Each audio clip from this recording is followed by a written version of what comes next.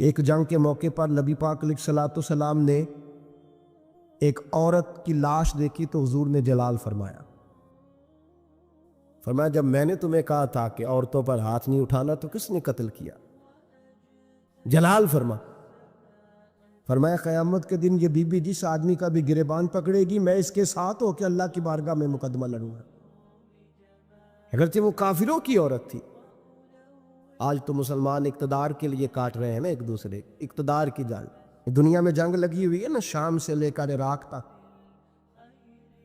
تو لوگ کہہ دیتے ہیں فرقوں کی جنگ ہے، میں درجنوں بار کہتا ہوں یہ اقتدار کی لڑائی ہے۔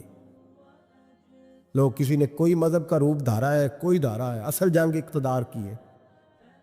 سب کو اقتدار چاہیے اور اقتدار کے لیے بھاگ دوڑ ہو رہی ہے، لیکن لوگ بازی نہیں آتے۔ اللہ کے نبی جلال فرمایا کرتے، حتیٰ کہ کوئی درخت کاٹ دیتا ناجائز کسی کا تو حضور اس پر بھی ناراض ہوتا، اور یہاں گردنیں کاٹی جاتی ہیں۔ بہرحال سید عالم صلی اللہ علیہ وسلم جلال فرماتے، با اختیار ہے، چاہتے تو کسی چیز کی تبدیلی کر دیتے۔ اور جو سفارش کرنے آئے وہ بھی حضرت اسامہ بن زید ہے۔ ایک حد کے اسامہ بن زید کون ہے؟ اتنے محبوب ہے میرے نبی پاک کو کہ جب مکہ فتح ہوا تو حضور نے امام حسن اور حسین کو گھوڑے کی پشت میں بٹھایا اور اسامہ بن زید کو گود میں بٹھایا۔ جب مال غنیمت تقسیم ہوتا تھا تو حضرت عمر فاروق جناب اسامہ بن زید کو 500 دینار زیادہ دیتے تھے۔ لوگ کہتے کیوں دیتے ہو؟ فرمایا اس لیے کہ نبی پاک اس سے بڑا پیار کرتے۔ جس دن محبوب کا وصال ہوا جناب اسامہ بن زید رضی اللہ تعالیٰ عنہ کو مسلمہ کذاب کے خلاف لشکر کا سپہ سالار بنا کے نبی پاک نے بھیجا۔ وہ سپہ سالار تھے حضرت عمر فاروق اور مولا علی جیسے لوگ، اس میں بطور سپاہی شامل تھے۔ غلام کے بیٹے سے اتنا پیار، اور اس دھرتی نے وہ نظارہ بھی دیکھا جب حضور حج کے موقع پر عرفات سے مزدلفہ کے لیے نکلے تو حضور نے فرمایا ٹھہر جاؤ، ایک بندہ رہ گیا ہے، وہ آئے گا تو مزدلفہ جائیں گے۔ تو کچھ نو مسلم صحابہ تھے، وہ کہنے لگے ہم نے سوچا کسی قبیلے کے سردار کی بات ہو رہی ہے، لیکن تھوڑی دیر گزری تو کالے رنگ اور موٹی ناک والے اسامہ بن زید آ گئے۔ میرے محبوب نے فرمایا یہ میرا غلام زیادہ ہے، پیچھے رہ گیا، جب تک یہ نہ آتا قافلہ نہ چلتا۔ ایک طرف محبت کا یہ حال، اور دوسری جانب فتح مکہ کے موقع پر قریش کی ایک بی بی نے چوری کر لی، مقدمہ دائر ہوا، تفتیش کے بعد جرم ثابت ہو گیا۔ نبی کریم سید عالم صلی اللہ علیہ وسلم نے فرمایا اس کا ہاتھ کاٹا جائے گا۔ وہ لوگ حضرت اسامہ بن زید کے پاس آئے اور بڑی حکمتیں بیان کی، بڑے دلائل دیے، بہت ساری باتیں سمجھائیں، کہنے لگے ابھی نیا نیا کلمہ پڑھا ہے، ذرا دین میں آ جائیں گے، تھوڑے سے سمجھ جائیں گے، پھر حد قائم ہوگی تو بھاگیں گے نہیں، ذرا انہیں آ لینے دو، سمجھ لینے دو۔ نبی کریم علیہ الصلوۃ والسلام سے کہیے تھوڑی سی حضور رعایت کر دیں، ذرا قریب آئیں گے تو حد جاری ہو جائے گی۔ حضرت اسامہ بن زید تیار ہو گئے، انہیں پتا تھا کہ حضور میری بات کبھی لوٹایا نہیں کرتے۔ جناب اسامہ کہتے ہیں میں حضور کے قریب آ کے بیٹھا، اور میں نے بیٹھا نا جب حضور کے پاس تو بات کوئی نہیں کی، سرکار نے رخ پھیرا، کیسے آئے ہو؟ عرض کیا یا رسول اللہ، سب کہیے گا صلی اللہ علیہ وسلم۔ میں نے عرض کی حضور ایک چھوٹی سی بات کرنی تھی، تو حضور نے فرمایا کرو۔ یا رسول اللہ بات ذرا مشکل ہے، فرمایا تو کر تو صحیح۔ حضور وہ چھوٹی سی سفارش، فرمایا بول بات کر اسامہ، تیری بات کون لوٹاتا ہے؟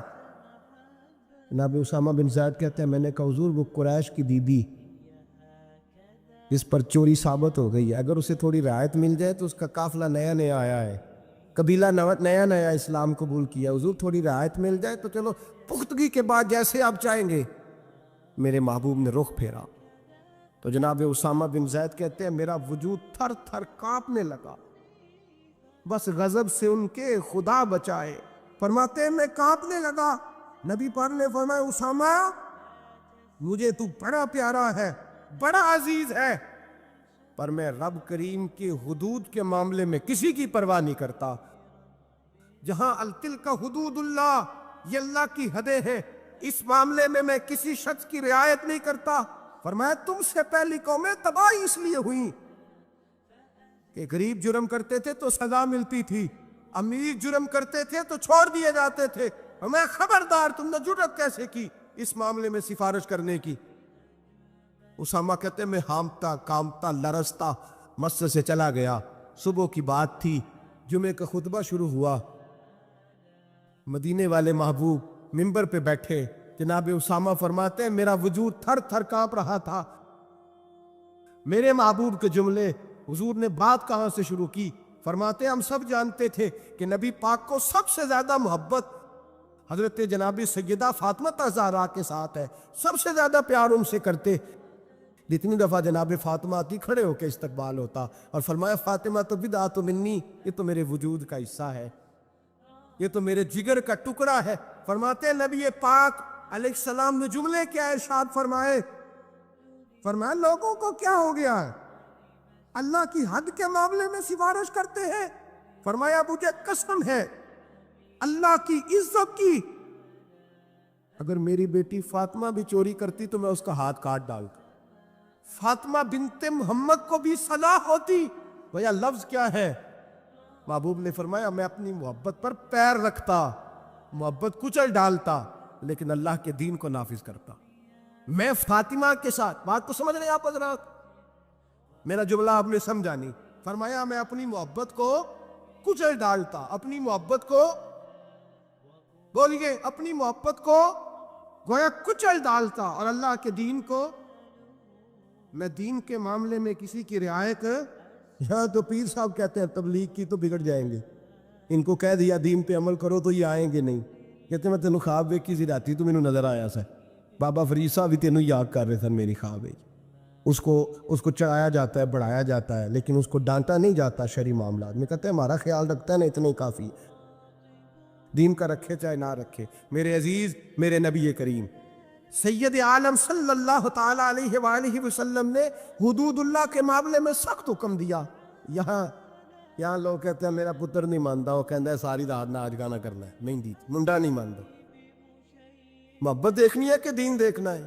نہ بولو، لیکن بات تو سچی ہے نا، بولے نہ بے شک آپ حضرات، لیکن بات تو سچ، محبت دیکھنی ہے کہ دین؟ چلو جنہیں بولے انہیں تو ویکھو گے نا انشاءاللہ تعالی، باقی بھی انہوں نے ویکھ کے صحیح انشاءاللہ تعالی۔ بیٹے کی بات ماننی چاہیے کہ نبی پاک کی؟ باپ کی بات ماننی ہے کہ نبی پاک کی؟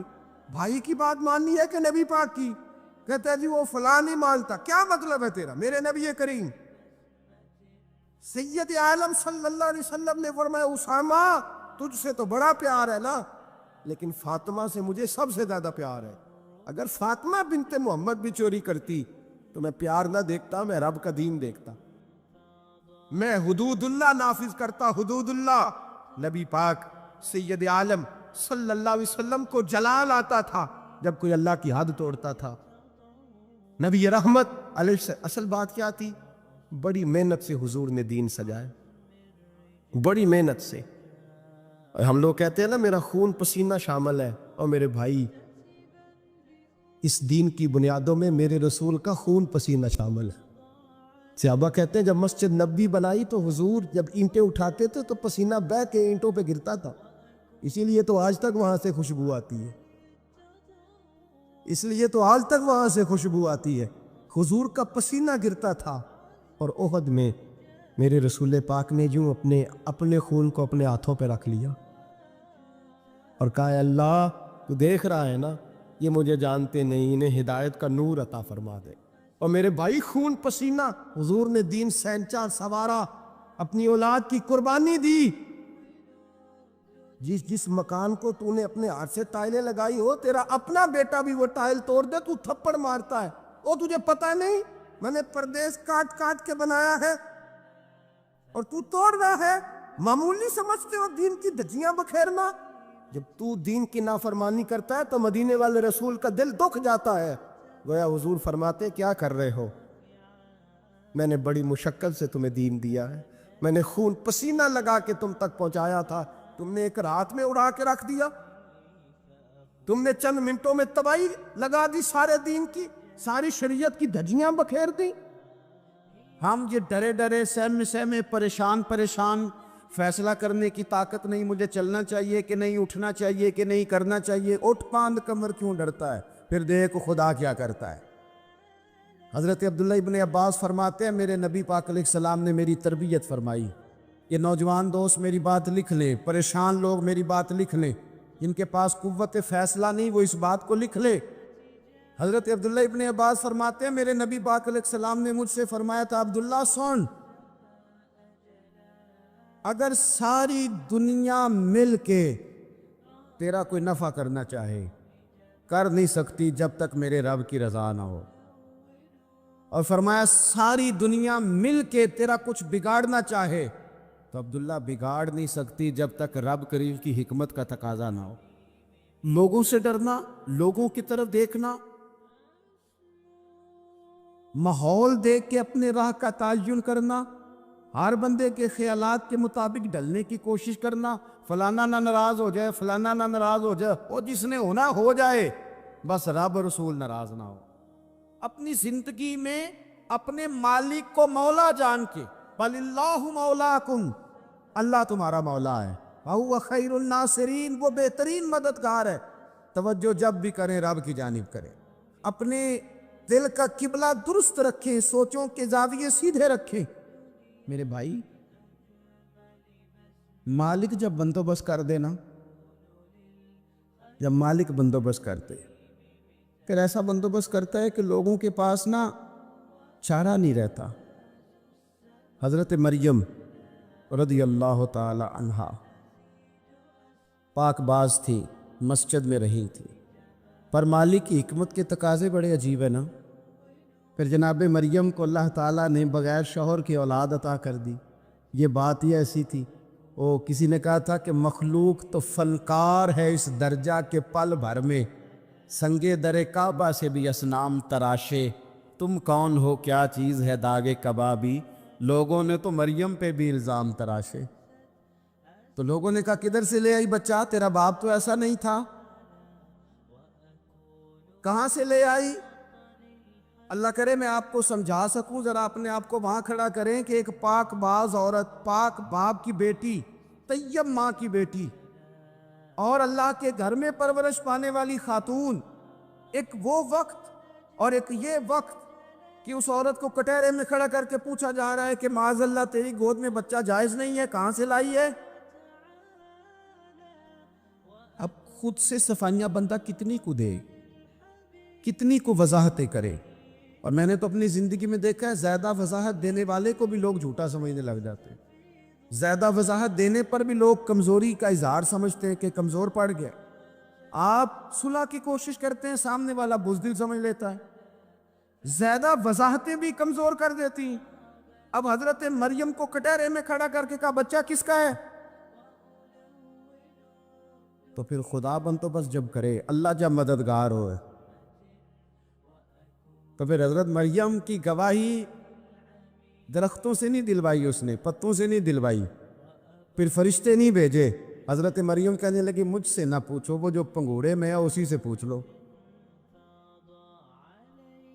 ان سے پوچھو نا، وہ کون ہے پوچھ لو، ان سے کر لو سوال. انہوں نے کہا پنگوڑے میں چند دنوں کا بچہ، یہ جواب دے گا؟ مددگار تھا رب.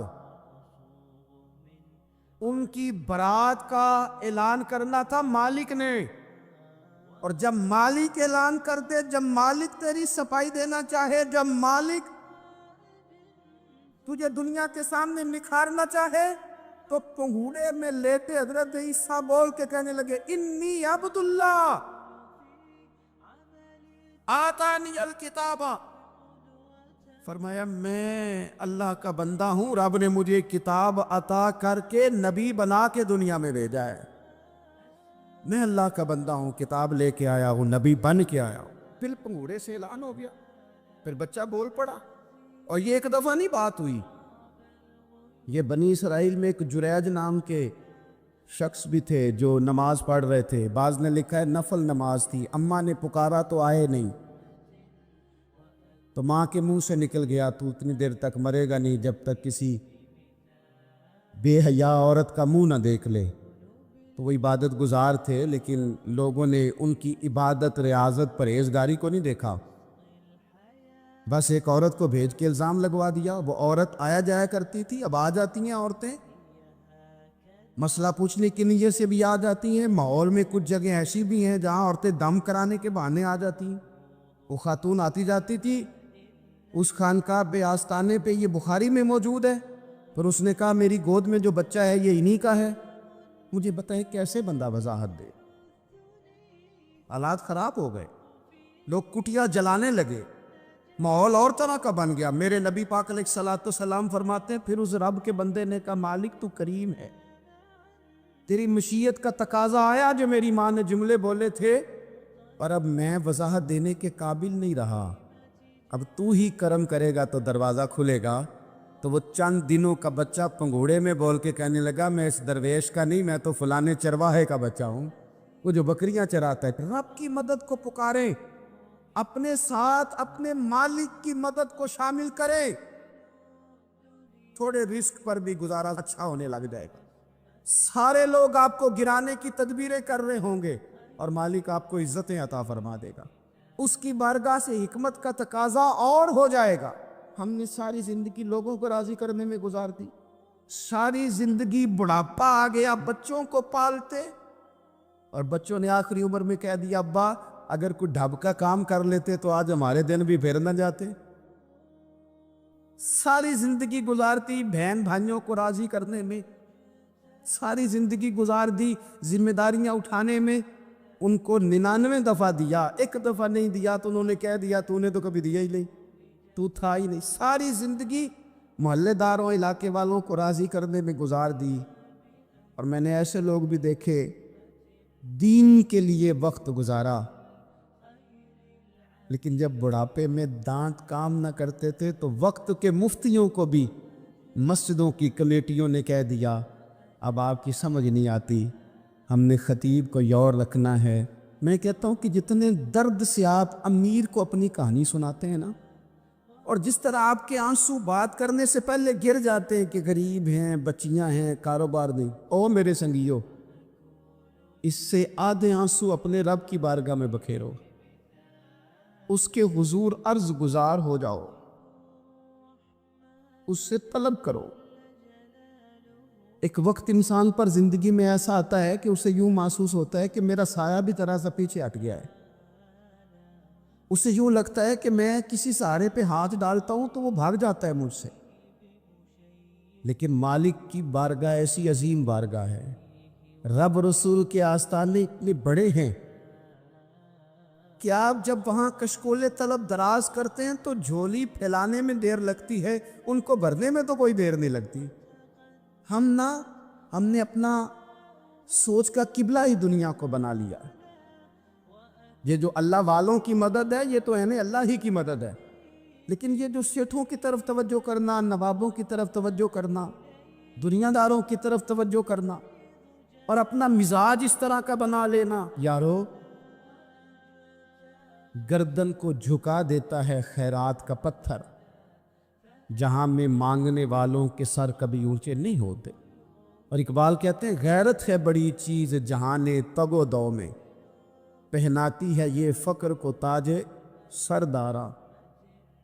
میں عرض کروں گا کہ اپنی آپ جب توجہ کا قبلہ اللہ رسول کو بنائیں گے تو رب فرماتے وَيَرْزُقْهُ مِنْ حَيْثُ لَا يَحْتَسِبُ، میں نہ تجھے وہاں سے رزق دوں گا جہاں سے کبھی تیرا گمان بھی نہیں گیا ہوگا، یہاں سے بھی مل سکتا ہے، تو نے سوچا بھی نہیں ہوگا۔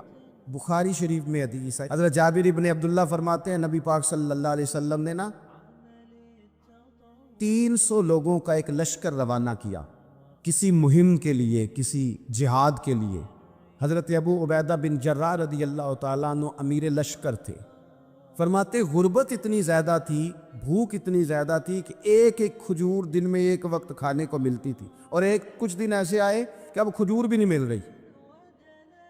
فرماتے اتنی زیادہ بھوک لگی مجاہدین کو، 300 بندہ پتے کھا کے گزارا ہونے لگے۔ یہ بخاری میں موجود ہے۔ آپ فرماتے کہ دریا کے کنارے ہمارا پڑاؤ تھا، ٹھہراؤ تھا، جب بھوک سے نڈھال ہو گئے نا، وَيَرْزُقْهُ مِنْ حَيْثُ لَا يَحْتَسِبُ، اللہ وہاں سے روزی دیتا ہے، گمان بھی نہیں ہوتا۔ فرماتے ایک مچھلی اللہ تعالیٰ نے دریا کے کنارے بھیجی، فرماتے ہیں وہ تھی تو مچھلی پر پہاڑ جتنی تھی۔ بخاری میں لفظ ہیں حضرت جابر ابن عبداللہ رضی اللہ تعالیٰ عنہ فرماتے ہیں 300 آدمی 18 دن تک اس مچھلی کو کھاتے رہے، مچھلی ختم ہی نہیں ہوئی. مچھلیاں نہیں، مچھلی. کہتے ہیں 18 دن 300 بندہ کھاتا رہا، مچھلی ختم ہی نہیں ہوئی. اور فرماتے ہیں کہ اس کی ہڈی نکال کے، کانٹا کہیں گے آپ اپنی زبان میں، کہتے ہیں وہ نکال کے نا تو اس کو کھڑا کیا نا جب، تو اونٹ کجاوے سمیت اس کے بیچ سے گزر جاتا تھا. دو اس کے کانٹے جوڑے. فرماتے ہیں وہ اس کا گوشت ہم کھاتے تھے اور اس کی چربی بطور تیل کے ہم جسموں پہ ملتے تھے، بیماروں کو اس سے سکون آتا تھا، تندرستی شفا ہوتی تھی. فرماتے ہیں ہم کھایا بھی ہم نے، اور کچھ لے کے ہم مدینے بھی گئے، اور قربان جائیں نبی پاک نے بھی اس میں سے کھایا. ہم نے عرض کی حضور یہ معمہ کیا ہے، یہ ماجرا کیا ہے؟ تو محبوب نے فرمایا تمہارے پاس غذا نہیں تھی، رب نے تمہارے لیے بندوبست کیا ہے، اللہ نے تمہیں دیا ہے. مکان شروع کر لیا، ایک صاحب نے وہ مکان بنانے لگے، آپ وہ حساب لگا رہے ہیں، کہتے ہیں میرے پاس اتنے پیسے ہیں، اتنے میں نے فلانے دوست سے کہنا ہے اس نے دے دینے، اتنے فلانے رشتہ دار سے کہنا ہے اس نے دے دینے، اتنے فلانے سے کہنا ہے اس نے دے دینے. یہ ساری کاپی بنا کے مکان شروع کر لیا. جو روز کہتا تھا نا کوئی حکم ہو جاتے دسی، سب سے پہلے اس کو کہا میاں پیسے چاہیے دین. وہ کہندا ہو کل ہی منڈا ٹوریا، کہدے تو پرسوں 10 داتے لب جانے سن. میں آپ کو اپنے تجربے کی بات بتا رہا ہوں. جن لوگوں کا خیال ہوتا ہے نا کہ آپ سٹارٹ کریں فلانا کام، آپ کے ساتھ ہیں، اللہ کا ہی کوئی نظام ہے، وہ بالکل بھی نہیں ساتھ ہوتے. لیکن ایسا نہیں ہے کہ کوئی ساتھ نہیں ہوتا، اللہ تعالیٰ بڑے اسباب پیدا کرتا ہے، وہاں سے دیتا ہے جہاں سے گمان بھی. ہمارا یہ ذہن بن جاتا ہے ہم ساری اپنے حساب سے چلتے، اتنے رشتہ داروں سے اتنے، وہ کون آپ کے ساتھ چلے گا؟ سوال ہی نہیں پیدا ہوتا. یہ سارے کام چھوڑ کے سب سے پہلے 2 رکعتیں پڑھو، اپنے رب کی بارگاہ میں، رسول کائنات کی بارگاہ میں گزارشات اور استغاثے پیش کرو، وہاں سے خیر طلب کرو. دنیا دار کیا دیں گے، کیا دے سکتے ہیں، کیا حیثیت ہوتی ہے کسی؟ اللہ کہتا ہے وہاں سے دوں گا. تو جو اللہ مال دے وہ لینا چاہیے کہ رشتہ داروں کا مال دیکھنا چاہیے؟ جو اللہ دے وہ لینا چاہیے کہ سیٹھوں نوابوں کی جیبیں دیکھنی چاہیے؟ جو اللہ دے وہ قبول کرنا چاہیے یا دیکھنا چاہیے کون سا آدمی کہاں پہنچ گیا؟ چھوڑو، اپنی مٹی پہ چلنے کا سلیقہ سیکھو. کسی کے سنگ مرمر پہ چلو گے تو پھسل جاؤ گے، پھسل جا. اس پر ایک اور بات عرض کر دوں، صحیح بخاری سے، مسلم سے ایک اور بات. کچھ چیزیں ایسی ہیں جن سے اللہ کی مدد آتی ہے، مدد ملتی ہے. ایک چیز ان میں سے ایسی ہے جس سے بہت مدد نازل ہوتی، وہ ہے کہ جب رب آپ کو دے نا تو پھر آپ بھی اس کے رستے میں دے، پھر مدد آتی ہے، پھر اور آتا ہے. بخاری مسلم میں حدیث ہے،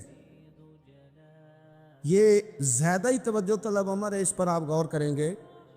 حضرت ابو ہریرہ فرماتے ہیں کہ نبی پاک علیہ السلام نے فرمایا ایک شخص نے بادلوں کے اندر سے آواز سنی کہ فلاں آدمی کا کھیت اور باغ خشک ہو گیا ہے، وہاں برسو اور اس کے کھیت کو سیراب کرو. وہ بڑا حیران ہوا کہ بادل سے آواز آ رہی. پھر اس نے دیکھا کہ ایک پہاڑی پر بارش ہوئی، وہ بادل وہاں برسا، پھر نالیوں سے ہوتا ہوا پانی ایک طرف چلا. تو جس نے آواز سنی تھی، حضور بیان کر رہے ہیں، وہ بھی پیچھے پیچھے چلا کہ پانی کدھر جا رہا ہے. اس نے جا کے دیکھا کہ ایک مقام پہ ایک باغ کو وہ پانی لگ رہا ہے اور ایک آدمی وہ پانی لگا رہا ہے. اس نے اس سے پوچھا تیرا نام کیا ہے؟ اس نے کہا کیوں؟ کہنے لگا بتا نا. اس نے نام بتایا تو کہنے لگا یہی تو وہ نام ہے جو میں نے بادلوں کے اندر سے سنا ہے کہ فلاں کے کھیت کو پانی دے دو. اس نے کہا یار تو کیا عمل کرتا ہے کہ اسپیشل تیرے لیے بارش برسے؟ یہ بخاری پڑھ رہا ہوں، سیاستہ سے حدیث عرض کر رہا ہوں. اس سے پوچھا تو کیا کام کرتا ہے کہ جناب اللہ تبارک و تعالیٰ کا حکم کرم آیا کہ خاص تیرے لیے پانی برسے اور تیرے کھیت کو سیراب کرے. تو اس نے کہا چھوٹا ذمہ دار ہوں، پر جب فصل اگتی ہے تو 3 حصے کرتا ہوں. ایک حصہ اپنے بال بچوں پہ، بہن بھائیوں پہ خرچ کرتا ہوں، ایک حصہ پورا، اور ایک حصہ دوبارہ کاشتکاری پہ لگاتا ہوں، اور تیسرا حصہ خالص میں نے مسکینوں، یتیموں اور غریبوں کے لیے رکھا ہوا ہے. وہ جو تیسرا حصہ، اللہ کرے آپ سمجھے، وہ رب کے بندوں پہ تیسرا حصہ خرچ کرتا ہے نا، تو کریم مالک نے فرمایا جہاں سے غریب کا حصہ جاتا ہے وہ کھیت خشک نہیں رہنا چاہیے، وہ جہاں سے مسکین روٹی کھاتے ہیں وہ خشک نہ رہے، جہاں سے یتیموں کو کچھ آتا ہے کہیں اس کی فصل رہ نہ جائے۔ میں اور آپ بھی اگر اپنے مال میں مسکینوں، یتیموں، غریبوں کے حصے رکھ لیں گے تو فصلیں خشک نہیں رہیں گی، ان کے اندر تازگی آئے گی، نور آئے گا، کرم آئے گا، خاص کر خدا کی رحمت برسے گی، مدد اللہ سے چاہے، اپنی توجہات کا مرکز رب رسول کی ذات کو بنائے، پھر آپ محسوس کریں گے کہ بڑی جلدی اللہ تعالیٰ کی مدد آنے لگی ہے۔ کبھی آپ صرف کہہ دیں نا میرا رب میرے ساتھ ہے، اس لفظ میں اتنی طاقت ہے کہ دشمن ویسے زہر ہو جاتا ہے۔ زندگی میں کسی سے بھی لڑائی ہو اچھی طرح سوچ لیں کہ اللہ اس طرف ہے یا اس طرف ہے۔ اگر آپ زیادتی پہ ہیں تو پھر رب مظلوم کی جانب ہے۔ اگر اللہ کی مدد آپ کے ساتھ ہے تو دنیا کی کوئی طاقت آپ کو گرا نہیں سکتی، اور اگر آپ مظلوم کے مقابلے میں ظالم بن کے آپ کھڑے ہو گئے ہیں اور آپ نے رویہ وہ اختیار کیا ہے کہ جس میں مدد نہیں آئے گی، تو پھر یاد رکھ لیں کہ آپ کوئی بھی ہیں، کہاں بھی ہیں، آپ کمزور ہیں۔ طاقتور تھے ابتدائے اسلام میں، ظاہری طاقت تھی کفار مکہ کے پاس، وہ ڈنڈوں سے مارتے تھے غریبوں کو، ان کے ہاتھوں میں ڈنڈے تھے، پر خدائی طاقت ان مظلوموں کے ساتھ تھی۔ صاحب زرقانی نے لکھا ہے حضرت زنیرہ رضی اللہ تعالیٰ عنہ ایک لونڈی ہے، غریب ہے، ماڑے دا کی کام محمد نہ سجانا یا رونا، غریب سکادی بی بی اور لونڈی کنیزہ، ایک مشرک کی کنیزہ تھی، انہوں نے کلمہ پڑھ لیا، وہ ڈنڈوں سے مارتا، دروں سے مارتا، تکلیف دیتا۔ حضرت زنیرہ رضی اللہ تعالیٰ عنہ کو اتنا مارا، اتنا مارا۔ اب آپ ایک اور پہلو پر بھی غور کریں، مار بھی پڑ رہی ہے پر خدا ادھر ہی ہے، اللہ کی مدد ادھر ہی ہے۔ رب کہتا ہے کہ پہلے تو صبر کرنا، ان اللہ مع الصابرین، تو صبر کرے گا تو پھر رب کی معیت ملے گی، ذرا ٹھہرنا، تو تھوڑا ڈٹنا۔ ان الذین قالوا ربنا اللہ ثم استقاموا تتنزل علیہم الملائکہ، تو کہے اللہ میرا رب ہے، پھر تو پہلے ڈٹ، پہلے تو نے ڈٹنا ہے۔ ثم استقاموا، جو ڈٹ گیا، تتنزل علیہم الملائکہ، ڈٹنے والے کے لیے مدد آتی، پہلے تھوڑا ٹھہرنا پڑتا ہے، پہلے تھوڑا صبر کرنا پڑتا ہے، حوصلہ کرنا پڑتا، اس کے بعد مدد آتی۔ مار پڑ رہی ہے، مارا جا رہا ہے حضرت زنیرہ کو، ان کا مالک جو ہے ظاہری آقا وہ مار رہا ہے، یہ کنیزہ ہیں، اتنا مارا، اتنا مارا، ان کی بینائی چلی گئی، نظر آنا بند ہو گیا۔ ابو جہل آیا اور کہنے لگا زنیرہ دیکھا نا ہمارے بت تیری آنکھیں لے گئے، معاذ اللہ، لات و منات ہمارے بتوں نے تجھے اندھا کر دیا۔ اب ایسا نہیں ہے کہ بی بی روتی جا رہی ہے، روتی جا رہی ہے، مایوسی مایوسی، معاذ اللہ، پریشانی، غریبی بڑی ہے، پوچھنے والا کوئی نہیں، یہ باتیں نہیں۔ کیا جملے ہیں خاتون کے، کیا لفظ ہیں۔ ابو جال نے تنزیہ کہا، معاذ اللہ، کہنے لگا دیکھا نا ہمارے بتوں نے تجھے اندھا کر دیا۔ تو جناب زنیرہ آنکھوں کی بینائی گئی ہے اور رات کو گئی ہے، دکھ ابھی تازہ ہے، لیکن اللہ پہ جو توکل ہے،